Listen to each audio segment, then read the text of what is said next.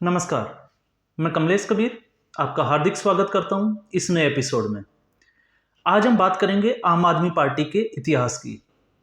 कैसे ये पार्टी बनी और अब ये जो पार्टी है वो कितना बदल गई, उसका संपूर्ण विश्लेषण हम इस वीडियो में करेंगे।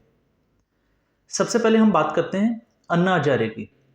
अन्ना हजारे जो कि उनका बैकग्राउंड जो था वो आर्मी से थे और रालेगन सिद्धि महाराष्ट्र के वो रहने वाले थे। और सबको पता है कि 2012-13 में जब कांग्रेस पार्टी यूपीए 2 की जब सरकार थी, तो केग ने बहुत सारे घोटालों में जो है वो कांग्रेस पार्टी के कुछ मंत्रियों का, कुछ बड़े लीडर्स का नाम उजागर किया था। और उसके बाद में जो है गांधीवादी विचारधारा रखने वाले अन्य हजारे ने दिल्ली के रामलीला मैदान में जन लोकपाल बिल, ये आपको सबको ज्ञात ही होगा, इसका जन लोकपाल बिल को लेके एक मुद्दा बना था और उस मुद्दे पे जो है वो जंतर मंत्र पे एक बहुत बड़ा आंदोलन हुआ था। और आम आदमी पार्टी की जो नींव जो है वो उसी आंदोलन को माना जाता है, क्योंकि उसी के बाद में इसकी नींव रखी गई थी।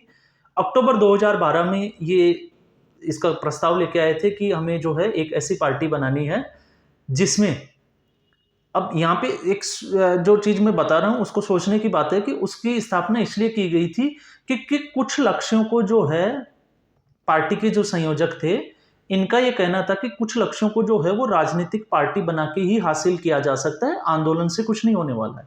अब हम इसका लास्ट में डिस्कशन भी करेंगे। फिर उसके बाद में 26 नवंबर 2012 में जो है वो आम आदमी पार्टी का गठन किया गया और इसके जो संयोजक हैं वो बनाए गए अरविंद केजरीवाल। अब आपने अन्ना हजारे के आंदोलन में अगर गौर किया होगा तो अन्ना हजारे के आंदोलन में इसके साथ में इनके बाकी जो संस्थापक सदस्य थे, कुमार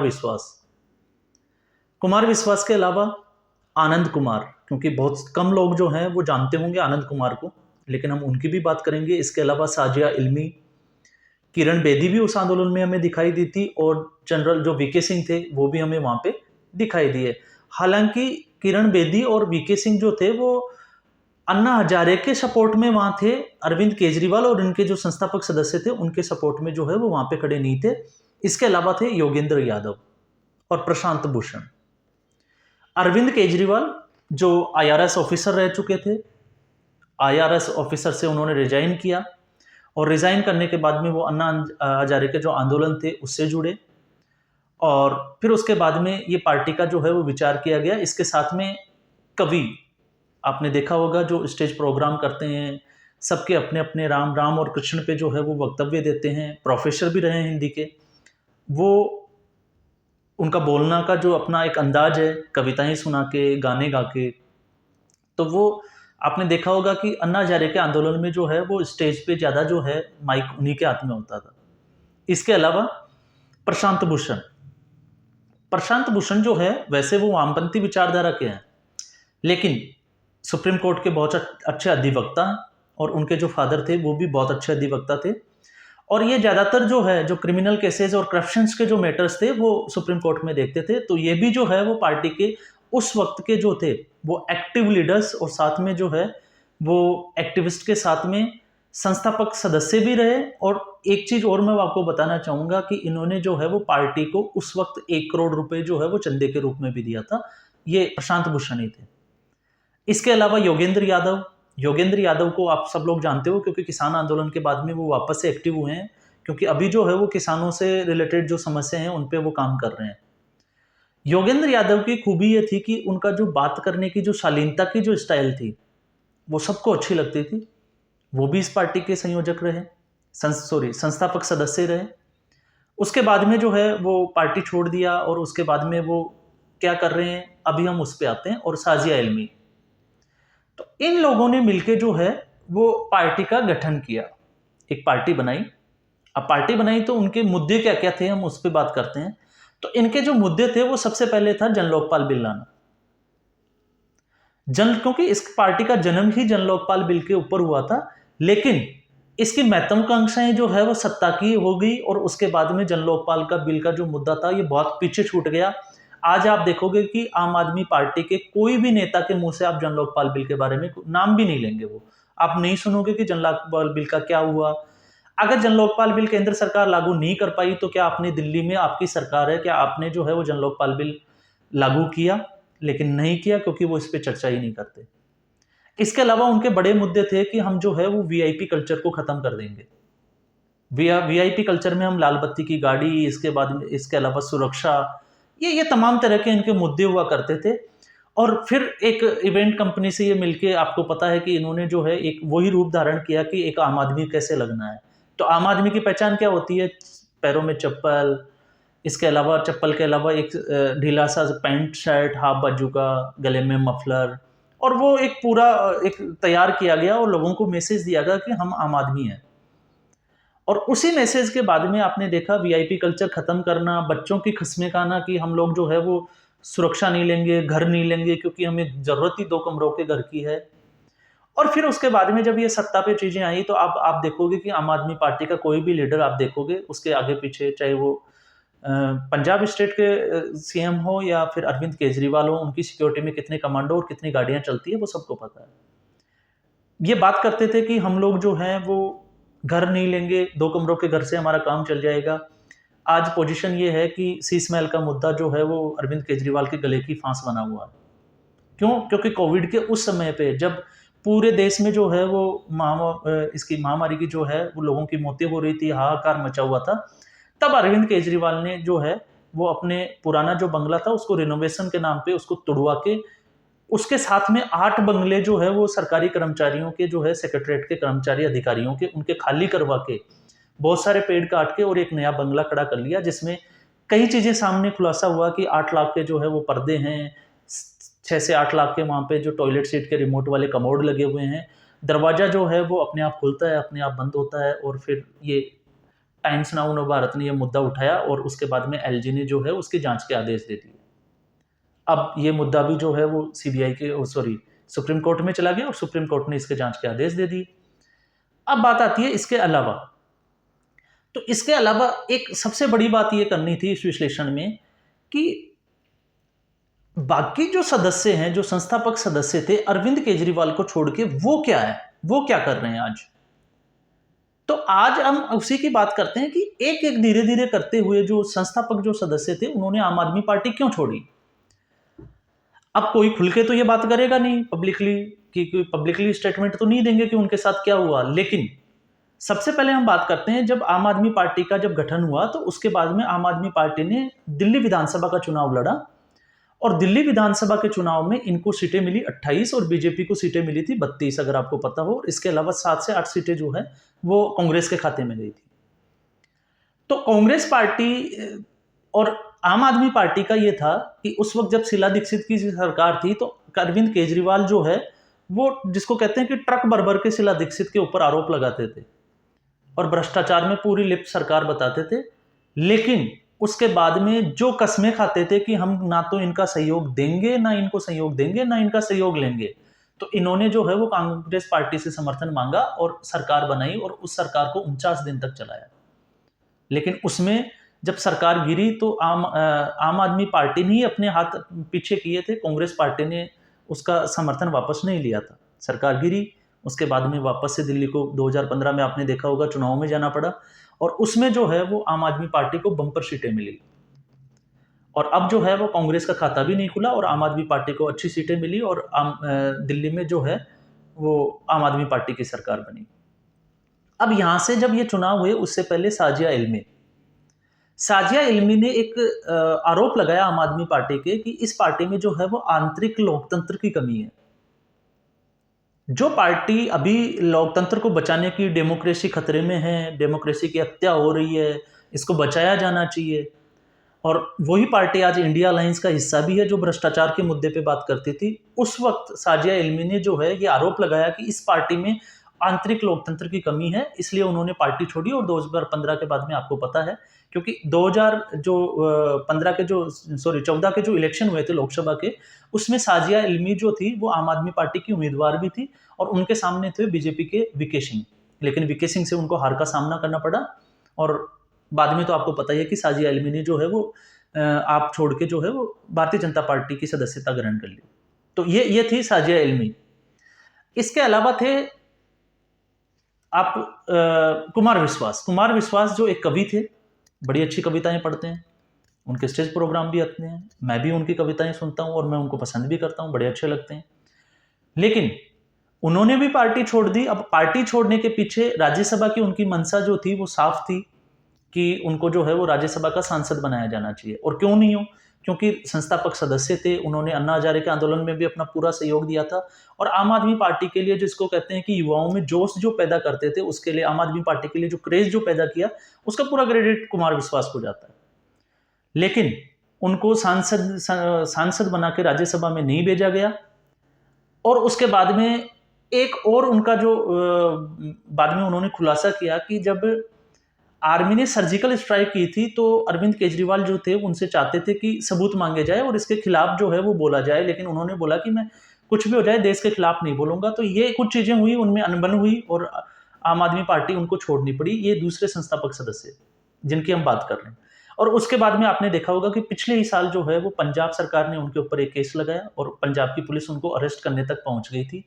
ये कुमार विश्वास, क्योंकि कुमार विश्वास ने जो थे अरविंद केजरीवाल की एक और मीटिंग बहुत बड़ी मैं आपको बताना चाहता हूँ, कुछ खालिस्तानियों के साथ उनकी मीटिंग हुई थी, उसके बारे में भी बताया था। क्योंकि पंजाब में उस वक्त चुनाव होने वाले थे, उससे पहले अरविंद केजरीवाल ने कुमार विश्वास ने कोट करके बोल रहा हूँ मैं उनको, उनका कहना था कि ये खालिस्तानियों से मिला और उसका ही नतीजा था कि पंजाब में इन्होंने अपनी सरकार बनाई।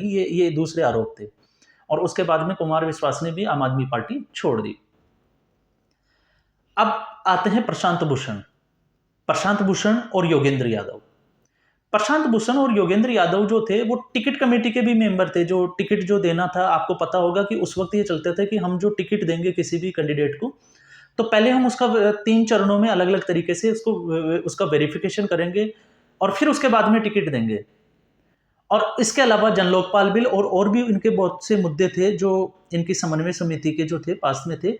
लेकिन जब योगेंद्र यादव और प्रशांत भूषण को ये लगा कि ये चीजें जो है वो अब ग्राउंड पे नहीं आ रही, तो वो इससे नाराज हो गए। और नाराज होने के बाद में आपको ये भी खबरें मिली थी उस वक्त की जो है इनको पार्टी से निकाल दिया गया था।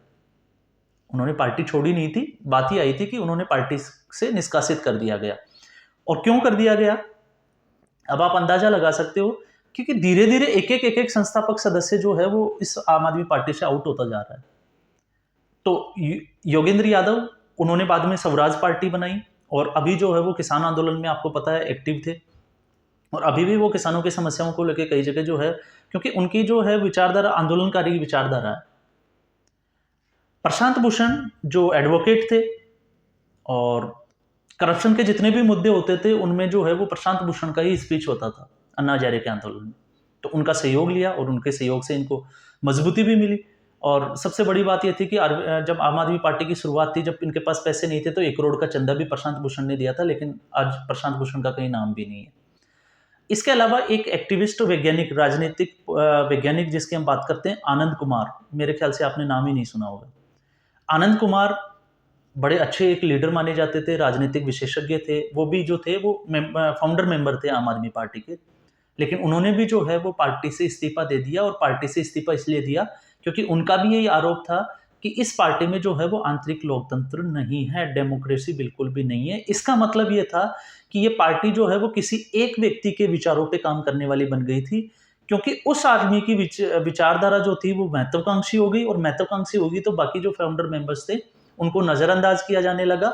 और यही वजह थी कि एक एक करके जो है इसके फाउंडर मेंबर जो है वो चले गए और फिर अकेले बचते हैं अरविंद केजरीवाल। तो अब यहाँ पे पहला सवाल ये उठता है,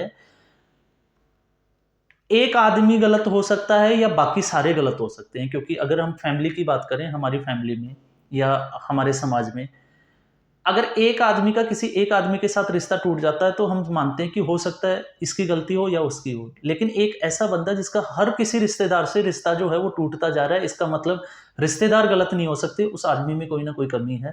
तो ये पहला सवाल था कि सारे संस्थापक सदस्य जो थे वो आम आदमी पार्टी छोड़ते हुए चले गए और लास्ट में अकेले बचते हैं अरविंद केजरीवाल। अब इनके साथ कौन आते हैं मैं आपको बता देता हूं, क्योंकि योगेंद्र यादव और प्रशांत भूषण, इन दोनों को आम आदमी पार्टी से बाहर निकालने में सबसे बड़ा योगदान जो है वो है मनीष सिसोदिया और संजय सिंह, क्योंकि इसमें संजय सिंह की भी एंट्री हो चुकी थी।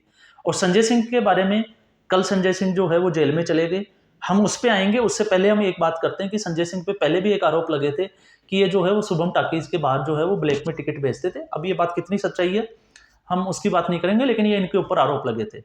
और संजय सिंह और मनीष सिसोदिया ने ही जो है वो योगेंद्र यादव और प्रशांत भूषण के खिलाफ जो है वो अपना मोर्चा खोला था और उसके बाद में इनको बाहर कर दिया गया था। और संजय सिंह ही वो व्यक्ति थे जिनको कुमार विश्वास की जगह राज्यसभा में सांसद के रूप में भेजा गया था। तो अब आप इससे अंदाजा लगा सकते हैं कि ऐसे सदस्यों की एंट्री होना आम आदमी पार्टी में शुरू हो चुकी थी। और संजय सिंह के बाद में है मनीष सिसोदिया, और संजय सिंह जो है वो राज्यसभा के सांसद बने। मनीष सिसोदिया को जो है वो उप मुख्यमंत्री बनाया गया, शिक्षा मंत्री बनाया गया और शराब मंत्री भी बनाया गया। इसके अलावा हम आते हैं ताहिर हुसैन। ताहिर हुसैन की आपने नाम सुना होगा, क्योंकि दिल्ली रियोट्स के जो दिल्ली के जो दंगे हुए थे उसमें प्रमुख जिसको सरगना माना जाता है वो ताहिर हुसैन, ये भी आम आदमी पार्टी का ही एक लीडर था। इसके अलावा हम बात करते हैं सत्येंद्र जैन। सत्येंद्र जैन को जो है वो स्वास्थ्य मंत्री बनाया गया, और स्वास्थ्य मंत्री बनाने के बाद में इन्होंने हवाला का एक इनके ऊपर मुकदमा चला, और उसके बाद में वो भी जो है वो जेल में है। और जेल में रहते हुए जो पार्टी ये कहती थी कि अगर हमारी पार्टी के किसी भी सदस्य के ऊपर या किसी भी मंत्री के ऊपर कोई अगर आरोप भी लगाया जाता है तो हम जो है उस पद से उसका तुरंत इस्तीफा दे देंगे या उसका इस्तीफा करवा देंगे। लेकिन सत्येंद्र जैन पहले वो जेल मंत्री थे जो जेल में रहते हुए ही जेल मंत्रालय चलाते थे। ये भी एक इतिहास की बात है। और उसके बाद में आज तक जो है वो सत्येंद्र जैन को, अब आप ये देखोगे कि आम आदमी पार्टी जो है वो लगातार कैसे बदल रही है, क्योंकि संजय सिंह आ गए, इसके बीच में हाँ आशुतोष भी आए थे।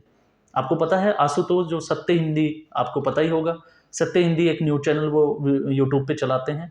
हालांकि उनका प्रोपेगेंडा जो है वो मोदी विरोध का ही प्रोपेगेंडा है। आप किसी भी वीडियो को उठा के देखें, क्योंकि न्यूज क्लिक के जब आप देखो, न्यूज क्लिक के ऊपर जब रेड डाली गई तो उसके ऊपर आरोप ये थे कि न्यूयॉर्क टाइम में एक खबर छपी थी कि यहाँ पे एक अमेरिका की एक एजेंसी ने खुलासा किया था कि न्यूज क्लिक जो है इंडिया का जो वेबसाइट है उसको जो है वो चीन का एक एजेंडा चलाने के लिए जो है वो फंड रेज किया जाता था।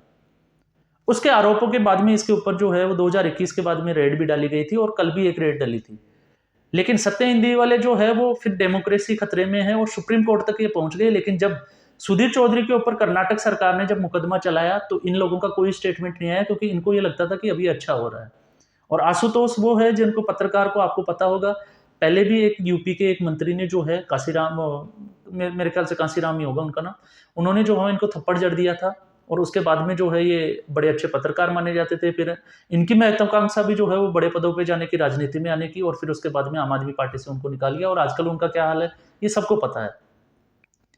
अब न्यूज क्लिक वाले में क्या था, न्यूज क्लिक में आपने देखा कि मैंने एक वीडियो भी बनाया था मनीष कश्यप को लेके, कि ये वही लोग जो है, जब मनीष कश्यप जो है उसका एक वीडियो अपलोड होता है और अपलोड होने के बाद में उसके एनएसए लगा दिया जाता है। सुधीर चौधरी के ऊपर कर्नाटक सरकार एक केस लगाती है। अर्नब गोस्वामी को सबको पता है कि अर्नब, महाराष्ट्र की सरकार ने उनको अरेस्ट करके जेल में डाल दिया था।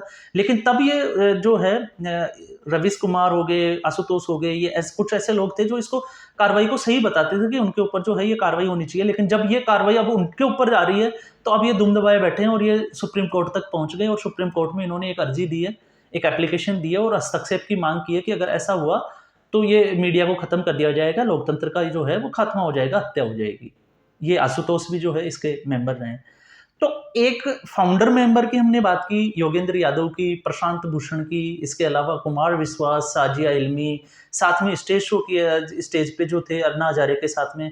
और आप मजे की बात ये देखिए कि अन्ना हजारे को भी इन्होंने इतना खत्म कर दिया कि उसके बाद में अन्ना हजारे ने आज तक एक भी आंदोलन नहीं किया, और कभी भी आपने उनको मीडिया के सामने कोई स्टेटमेंट देते हुए भी सुनते होंगे। क्यों?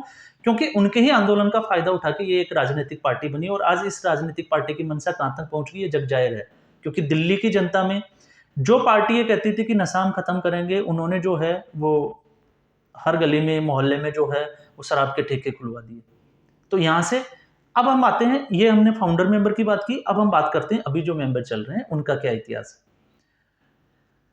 अगर हम बात करते हैं सत्येंद्र जैन की, तो हवाला कारोबार में उनको जो है वो 1.5-2 साल से जेल में बंद है अभी। हालांकि वो बीमारी के उसमें अंतरिम जमानत में है, लेकिन दिवाली तक वो भी वापस तिहाड़ में पहुंच जाएंगे, क्योंकि अभी तिहाड़ की शोभा यही लोग बढ़ा रहे हैं। इसके अलावा मनीष सिसोदिया को कहते हैं कि शिक्षा का जो मॉडल है वो बड़ा दिल्ली का अच्छा है, और उसका पूरा क्रेडिट मनीष सिसोदिया को दिया जाता है। चलो, कल का जब हम उस संजय सिंह की गिरफ्तारी और दिनेश अरोड़ा जो राधा इंडस्ट्रीज के जो मालिक है, उनका जब से रावत जो एवेन्यू कोर्ट में उन्होंने, पहले आपने देखा सीबीआई, उन्होंने जो है वो सरकारी गवाह बनने का एक अर्जी दी थी और अब उन्होंने ईडी में भी एक अर्जी दी है कोर्ट में कि मैं जो है वो सरकारी गवाह बनना चाहता हूँ। अब इसमें एक कड़ी में एक बड़ी रोचक सी चीज़ ये आई है, अगर आपका ध्यान उस तरफ गया है, क्योंकि दिनेश अरोड़ा का ये कहना है कि उनका कोई काम फंसा हुआ था और उस काम को कराने के लिए मनीष सिसोदिया से ही वो काम हो सकता था, लेकिन मनीष सिसोदिया से काम कराने के लिए उनको संजय सिंह के पास जाना पड़ा और संजय सिंह ने ही मनीष सिसोदिया से उनको मिलाया था। तो ये बीच की जो कड़ी है, ये मुझे लगता है कहीं न कहीं अगर इसके बाद में हम इस पे विश्लेषण करें, तो ये कड़ी जो है वो संजय सिंह पे आके रुक जाती है कि कहीं मनीष सिसोदिया का फ़ॉल्ट ना होके पूरा-पूरा जो है वो संजय सिंह ही तो वो कड़ी नहीं है, जो मनीष सिसोदिया को उसने फँसाने का काम किया हो और आज उसकी वजह से मनीष सिसोदिया जो है वो 4 से 5 महीने में जेल में अंदर है। हालाँकि पार्टी जो है वो ये कहती है कि हमारे जो सारे नेता हैं वो कट्टर ईमानदार है। लेकिन कल हमने एक चीज़ और देखी थी कि जो 4 बार कन्विक्टेड है चारा घोटाले में लालू यादव और उसकी जो फैमिली थी लैंड फॉर जॉब्स में, उनकी भी एक सुनवाई थी लेकिन उनको कोर्ट ने जमानत दे दी। तो सोचने वाली बात ये है कि सत्येंद्र जैन और मनीष सिसोदिया को अभी तक कोर्ट ने जो है वो 4-5 बार वो जमानत के चले गए, लेकिन जमानत नहीं दी और उनके जमानत का आधार सिर्फ यही था, एक का खुद की बीमारी और दूसरे का मनीष सिसोदिया का उसकी पत्नी की बीमारी। लेकिन उन्होंने कहीं भी जो है वो सबूत ये कहते हैं कि कहीं भी जो है वो मनी ट्रायल जो है वो पकड़ में नहीं आया। लेकिन इसके अलावा बहुत सारी चीज़ें इनकी सामने हैं। संजय सिंह के आरोप आपको पता है, संजय सिंह ऑलरेडी जेल में है। अब आते हैं इसमें हम ताहिर हुसैन, उनके ऊपर जो है वो यूएपी का पहले से मुकदमा चल रहा है। अब आते हैं हम अरविंद केजरीवाल। अब अरविंद केजरीवाल जो है वो आईआरएस ऑफिसर रहे हुए हैं और आईआरएस ऑफिसर रहते हुए उनको सब पता होता है कि कैसे घोटाले होते हैं, कैसे इसमें फंसते हैं। तो वो सारी चीज़ों को जानते हुए आपने देखा होगा कि सारे उनकी ऑब्जर्वेशन में और उसके अंडर में जब शराब घोटाले की जो लिकर जो पॉलिसी थी, उसकी मीटिंग जो है वो अरविंद केजरीवाल के घर होती है, लेकिन अरविंद केजरीवाल कहीं भी जो है वो किसी भी डॉक्यूमेंट्स पे सिग्नेचर नहीं करते, इसलिए वो अब तक बचते आ रहे थे। लेकिन अब 2 मुकदमे ऐसे बने हुए हैं, एक लिकर पॉलिसी, क्योंकि अब जो है अगर इसकी आंच जो जाएगी तो या तो वो राघव चड्ढा के पास जाएगी या फिर वो जाएगी अरविंद केजरीवाल, क्योंकि इसमें मुकदमे में अब 2 लोग बचे हुए हैं। अब ये कब तक जाएगी, कैसे जाएगी, ये हम नहीं कह सकते। और ईडी का इसके पास में क्या प्रूफ है, उनकी जांच में क्या चलेगा, ये ईडी का काम है। दूसरा है अरविंद केजरीवाल की और संजय सिंह ऑलरेडी गिरफ्तार है। अब उनकी दूसरी जो है सबसे बड़ी मुसीबत ये वो है कि उन्होंने जो है वो प्रधानमंत्री मोदी की डिग्री को लेके कुछ बातें मीडिया में की थी और वो आपको पता ही है, अनपढ़ चौथी पास राजा की कहानी भी जो है वो विधानसभा के पटल पे उन्होंने सुनाई थी। तो गुजरात के जब विश्वविद्यालय पे इन्होंने जब वो बात की थी, तो उसके बाद विश्वविद्यालय की ओर से जो है वो गुजरात के कोर्ट में एक मानहानि का केस किया गया था और उस मानहानि के केस में इन्होंने उसकी कार्रवाई को रोकने के लिए एक अर्जी दी थी, लेकिन उसको कोर्ट ने जो है वो हाई कोर्ट ने कैंसिल कर दी थी। तो अब ये भी इनके गले की फांस बनी हुई है। क्यों? क्योंकि या तो कोर्ट उनको माफ़ी के लिए बोल सकता है या फिर कार्रवाई, 2 चीज़ों ही होगी, इसमें तीसरी चीज़ों का कोई प्रावधान नहीं है। और माफ़ी माँगने के मामले में जो अरविंद केजरीवाल है, उनका ट्रैक रिकॉर्ड है कि वो अब तक जो है वो माफ़ी माँगने, तो विचारधारा की बात तो आम आदमी पार्टी से हम उम्मीद नहीं कर सकते, क्योंकि उस पार्टी का विचारधारा जो थी वो अलग थी और आज अगर हम बात करें तो उसकी विचारधारा बिल्कुल अलग है। क्यों? क्योंकि जो आदमी भ्रष्टाचारियों के मुद्दे उठाती थी, आज वो भ्रष्टाचारियों के साथ में जो इकट्ठी होके और नरेंद्र मोदी को वो जो 2024 में हराने जा रहे हैं, ये उनकी कल्पना का एक हिस्सा है। अब मनीष सिसोदिया, संजय सिंह, अब केजरीवाल की सबसे बड़ी मुसीबत है उसका शीशमहल, क्योंकि शीशमहल में जो है वो कुछ ऐसे प्रोसेस जिसको हम कहते हैं कि उसको छुपा के वो काम किया गया शीशमहल का। जैसे आप देखोगे बिलिंग में जो है वो एलजी के पास अप्रूवल के लिए फाइल नहीं जाए, उससे पहले की जो एक लिमिट होती है उससे कम कितना खर्चा किया जाए, ताकि ये जो है पीडब्ल्यूडी मिनिस्ट्री ही इसको पास कर दे। और पीडब्ल्यूडी मिनिस्टर जो थे वो सत्येंद्र जैन, और सत्येंद्र जैन आपने देखा होगा एक रेपिस्ट, चाइल्ड रेपिस्ट से जो है वो मसाज कराते हुए का उनका एक वीडियो वायरल हुआ था, जो वीआईपी कल्चर की बात करते थे, वो तिहाड़ में भी वो सुविधाएं लेते थे। अब बात आती है, ये पार्टी जो है उसने बहुत जल्दी जो है वो नेशनल पार्टी बनी। नेशनल पार्टी बनने के बाद में केजरीवाल खुद प्रधानमंत्री को हराने, आपको पता हो तो वाराणसी पहुंच गए थे और वाराणसी सीट से उन्होंने चुनाव भी लड़ा था, लेकिन उसके बाद वो हार गए थे। तो अब ये पार्टी जो है, अब लोगों के धीरे धीरे अब चीज़ें ये समझ में आ रही है कि ये फ्री की रेवड़ियां बांट के सत्ता हासिल करती है। और फिर उसके बाद में क्या होता है, क्योंकि पंजाब में भी इन्होंने जो है वो सत्ता हासिल कर ली, और सत्ता हासिल करने के बाद में अब क्या चीज़ें निकल के आ रही है, क्योंकि ये आम आदमी पार्टी जो है, अभी आपने देखा, मैंने एक वीडियो भी बनाया था कि कुछ भी काम होता है तो अरविंद केजरीवाल के जो पोस्टर पूरे पंजाब में लगाए जाते हैं और अरविंद केजरीवाल जो है वो पंजाब सरकार का ही जो प्लेन और हेलीकॉप्टर वगैरह जो है वो यूज़ करते हैं, कहीं भी उनको रैली में जाना होता है, भगवंत मान को वो साथ रखते हैं। तो अब जो है वो इसका चेहरा, चरित्र, चाल जो भी है वो जनता के सामने है। अब जनता ने तय करना है कि आगे जो है वो क्या करना है, क्योंकि इस विश्लेषण से मुझे लगता है आपको ये समझ में तो आ गया होगा कि आम आदमी पार्टी 2015 से पहले और 2015 के बाद इसमें क्या फ़र्क हुआ है। इसके अलावा आपकी कोई अगर राय है, आप इसमें कुछ ऐड ऑन करना चाहते हैं तो कमेंट बॉक्स में ज़रूर डालें, क्योंकि मैं भी जानना चाहूँगा कि आम आदमी पार्टी में और क्या चीज़ें हैं। अगर ये वीडियो आपको पसंद आया तो इसको लाइक करें, चैनल को सब्सक्राइब करें और अपने फ्रेंड्स वगैरह को इसको शेयर करें। धन्यवाद।